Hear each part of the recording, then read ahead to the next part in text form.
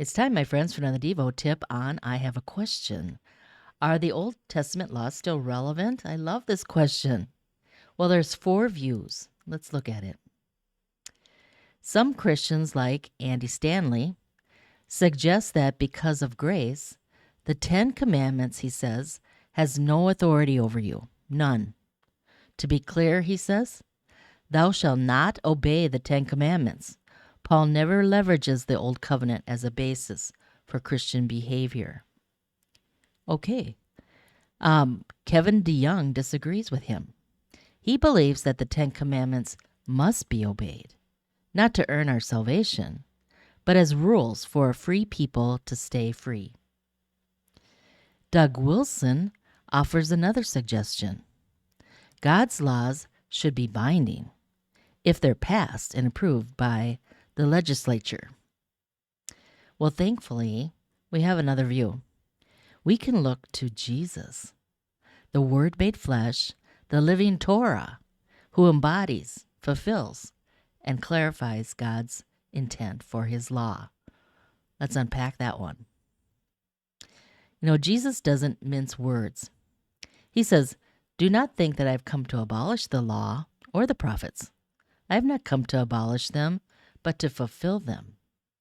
Until heaven and earth disappear, not the smallest letter, not the least stroke of a pen, will by any means disappear from the law until everything is accomplished.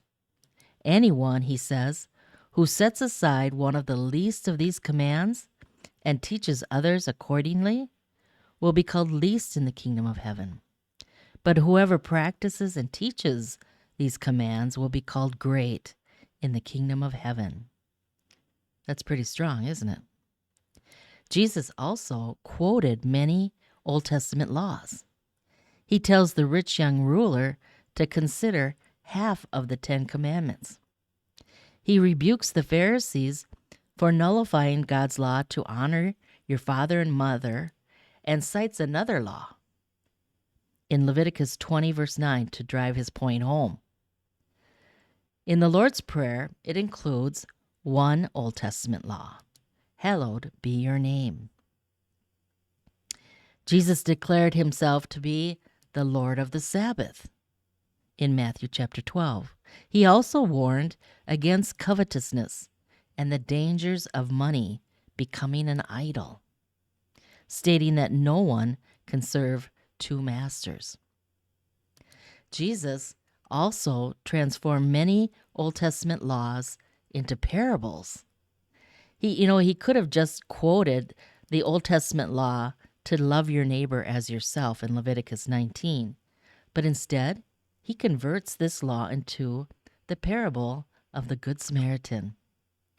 In the parable of the wheat and the tares, Jesus creatively illustrates Deuteronomy 22:9.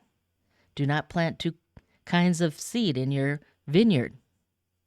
And then in the parable of the lost sheep, Jesus dramatically brings Deuteronomy 22:1 and 2 to life. You shall not see your brother's ox or his sheep going astray and ignore them. You shall take them back to your brother. And then he tells the parable of the unforgiving servant instead of reciting Deuteronomy 24:10 through 13. When you make your neighbor alone, you shall not go into his house to collect his pledge. You shall stand outside, and if he's a poor man, you shall restore to him the pledge as the sun sets, that he may sleep in his cloak and bless you. Yeah, instead of quoting Deuteronomy 24:14 and 15, which says, you shall not oppress a hired worker who is poor and needy.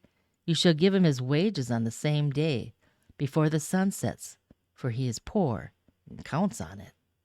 Yeah, Jesus brilliantly converts this law into the parable of the laborers in the vineyard. Jesus, he even sums up all the Old Testament laws. Say we put all 613 laws in a bucket, and then pull out the big 10 and place them into 10 cups. Well, these 10 cups summarize the other 603 laws left in the bucket.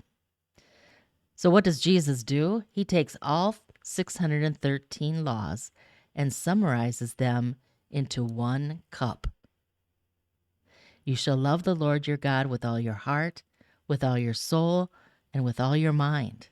And the second is just like it. You shall love your neighbor as yourself. And he says, all the law and the prophets hang on these two commandments. It's Matthew 22. You see, God's law was never meant to be an alternative means of salvation. No, the law shows us how to love. So, how does God's law work with the gospel of grace? Well, laws are like speed limit signs. They clarify God's will, and they convict happy little speeders. Paul says that the law is holy and righteous and good in Romans 7 because it steers us to the living Torah. We need a Savior. Just read the Sermon on the Mount and see what happens to you. Jesus will reveal to you the difference between the letter and the spirit of the law. So, for example, Jesus says, we've heard it said, do not murder. What does that mean? Basically, do everything in your power to sanctify life. Do not commit adultery is more than just not having an affair. The spirit of this law means to do everything in your power to sanctify marriage and family. Paul says it this way in 2 Corinthians 3. When one turns to the Lord, the veil is removed.